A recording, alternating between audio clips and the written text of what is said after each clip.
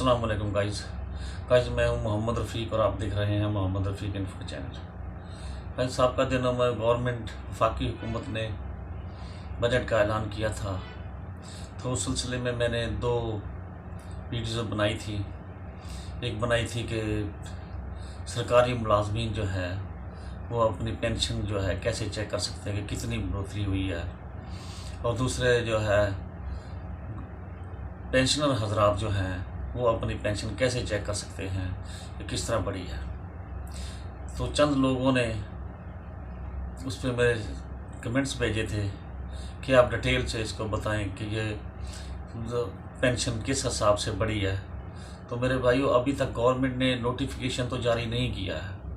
ये अफवाहें हैं, लोग अपन जो मर्ज़ी आती है अपने कह रहे हैं, लेकिन सही तरीक़ाकार तो ये है कि जब नोटिफिकेशन गवर्नमेंट की तरफ से आ जाता है तो उसकी सही तरीके से कैलकुलेशन की जाती है। बहरहाल मैं आपको ये बता दूं कि मैंने तीन मिसालें उसमें दी थी उन वीडियो में जो अपलोड की हुई हैं कि आप इस तरह से अपनी पेंशन जो है या तनख्वाह को चेक कर सकते हैं। तो मैं दोबारा से आगाह करता चलूँ कि जो फेडरल मुलाजमीन हैं उनकी तनख्वाह में 17.5% जो है इजाफा हुआ था पेंशन में, और जो सरकारी मुलाजमीन की तनख्वाहें हैं वो ग्रेड 1 से 16 तक के जो थे वो 35% यानी 35% थी, और जो 17 से 22 स्केल तक थे उनकी जो है बड़ी थी 30%।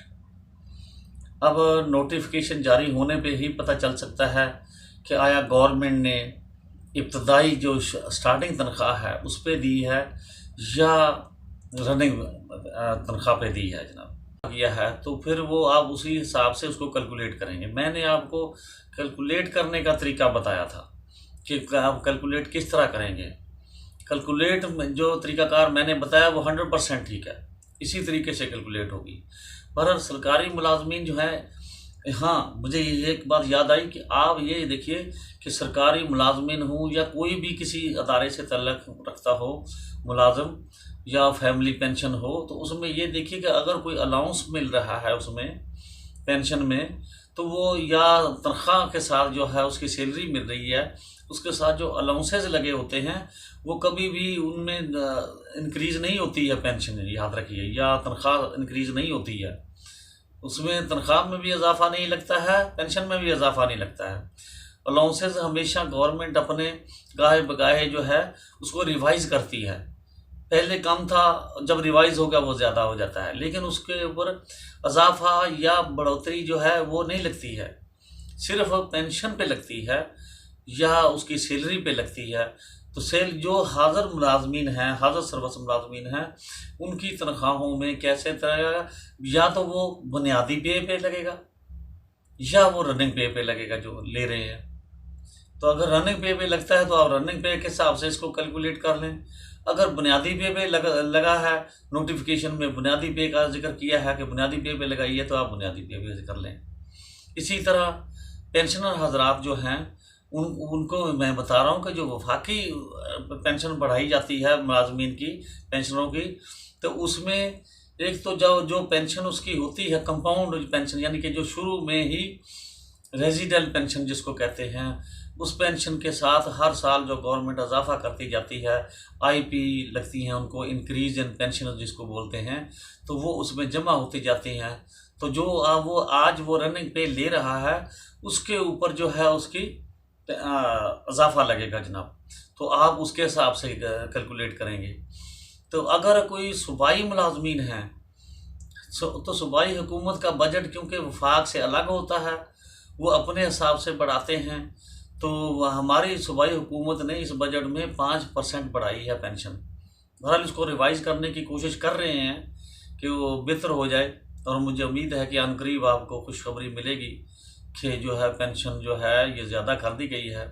बहरहाल जो अनाउंसमेंट हुई है उसमें 5% का जिक्र किया गया है, और सरकारी मुलाजमीन की जो पेंशन बनती है उसमें क्या होता है कि 65% जो है वो तो उसकी रेजिडेंट पेंशन होती है जिसको कंपाउंड पेंशन बोलते हैं, और बाकी जो 35% है उसको ग्रेजुटी की शक्ल में बवक्त रिटायरमेंट दे दी जाती है। तो अब जो उनको इजाफा लगता है तो गवर्नमेंट आया उसको कंपाउंड पेंशन पे इजाफा दे रही है, तो अब कंपाउंड पेंशन पे कैलकुलेट करें, यानी कि जो उसकी रेजिडेंट पेंशन शुरू में इब्तदा में हुई थी तो वही होगी। अगर आप समझते हैं कि गवर्नमेंट कहती है कि नहीं, पिछले भी जो आपकी पेंशनें बढ़ी हैं उनको शामिल करके रनिंग पेंशन पे जो आप ये ले रहे हैं, मौजूदा पेंशन ले रहे हैं, उस पर इजाफा दे रहे हैं, तो आप उस पर इजाफा कैलकुलेट करें। तो इसमें जो है हर अदारे का अलग अलग है। अगर मैं उसको ब्रीफली मतलब है समझाना शुरू करूं तो ये तो घंटों में बन जाएगी जना वीडियो। तो मैंने आपको कैलकुलेशन का तरीका बताया था कि सैलरी पे इजाफा कैसे चेक किया जाता है या पेंशन पे इजाफा कैसे चेक किया जाता है। अब अगर कंपाउंड पेंशन पे आपको इजाफा 5% दिया गया है, तो आप कंपाउंड पेंशन पे जो आपकी शुरू में पेंशन हुई थी उसके ऊपर 5% आप कैलकुलेट कर लें, जो बनेगी तरीकाकार वही होगा जो मैंने आपको पेंशन में बता दिया है। हाँ, अगर उसने जनाब नहीं किया तो जो बाद में इजाफे आपको लगे हैं वो उसमें शामिल कर लें, आपकी कुल पेंशन बन जाएगी। तो अगर उस पर दे रहे हैं तो आप उस पर कैलकुलेट कर लें, दोनों सूरतों में कर सकते हैं। तो आमतौर पे कंपाउंड पेंशन पे ही जो सूबाई हुकूमतें हैं उस पर बढ़ाती हैं, तो आप अपनी जो कंपाउंड पेंशन है आप उस पर कैलकुलेट करें ताकि आपको पता चल जाए कि आपकी पेंशन में कितना इजाफा हुआ है। मैंने तो मिसालें दी थी 3-4 कि आपको कैलकुलेशन का तरीकाकार बताया था। हाँ, उसमें जो अगर कोई अलाउंसेस वगैरह मेडिकल अलाउंस ले रहे हैं या जो कंपाउंड पे जो है जो के अलावा जो बाकी आपकी इंक्रीजें हैं उन पे पेंशन अगर गवर्नमेंट नहीं दे रही है तो मेरे भाई वो तो नोटिफिकेशन से पे ही फैसला होगा, क्योंकि मैं तो अभी आपकी तरफ से फैसला नहीं दे सकता हूँ। हर बंदा अपनी मर्जी से जो कहना चाहता है वो कह रहा है, लेकिन मैं नहीं कह सकता हूँ। मुझे जो मालूमात गवर्नमेंट की तरफ से मिली हैं या जो मैंने सुनी है मैं उसके हिसाब से बता रहा हूँ, और इंशाल्लाह मैं जो मालूमात दे रहा हूँ वो 100% आप उसको वेट करेंगे कि ये ठीक है। तो लिहाजा मेरे भाई ये तरीकाकार है कि आप पेंशन गवर्नमेंट के नोटिफिकेशन के मुताबिक आपकी बढ़नी है। तो अभी मैंने सुना है कि जो 5% को जो है वो ज़्यादा बढ़ा रही है गवर्नमेंट सूबाई हुकूमत, तो अगर बढ़ जाती है तो आपकी भी बढ़ जाएगी, और कैलकुलेशन जो है जो तरीका मैंने बताया है वही है। तो मुझे यकीन है कि आपको मेरी इन बातों की समझ आई होगी कि पेंशन में इजाफा कैसे हुआ है।